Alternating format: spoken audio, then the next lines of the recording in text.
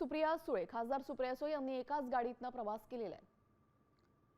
जलजीवन मिशनच्या दुसऱ्या टप्प्यासाठी आयोजित बैठकीनंतर दोघांनी एकत्र प्रवास केला। संयुक्त संसदीय समितीच्या बैठकीसाठी जात असताना भाजपाचे विनोद तावडे आणि शरद पवार गटाच्या सुप्रिया सुळे यांनी एकाच गाडीतनं प्रवास केल्याचं पाहायला मिळालं। वेगवेगळ्या राजकीय विचारसरणीच्या दोन मोठ्या नेत्यांच्या भेटीमुळे राजकीय वर्तुळात चर्चेला उधाण आलं।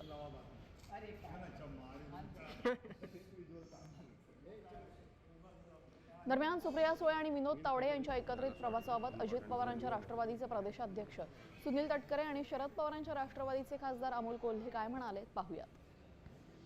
तावडे आणि सुप्रिया सुळे एकत्र प्रवास केलाय त्यांच्या स्टँडिंग कमिटीची मीटिंग होती म्हणून एकत्र केलं असतं। म्हणजे त्यांच्या स्टँडिंग कमिटीची आता क्लोजअपची मीटिंग होती उद्या रिपोर्टसाठी फायनान्स कमिटीची, त्यासाठी जाणार असेल ते सांगून गेले त्यांच्या जेपीसीच्या संदर्भात। जेपीसी आणि लवकर का जातो याचं कारण दोघांनी सांगताना हे सांगत की एका बैठकीसाठी येस बैठकीतून निघताना ताई आणि भाजपचे नेते विनोद तावडे त्यांनी एका गाडीतून प्रवास केलाय।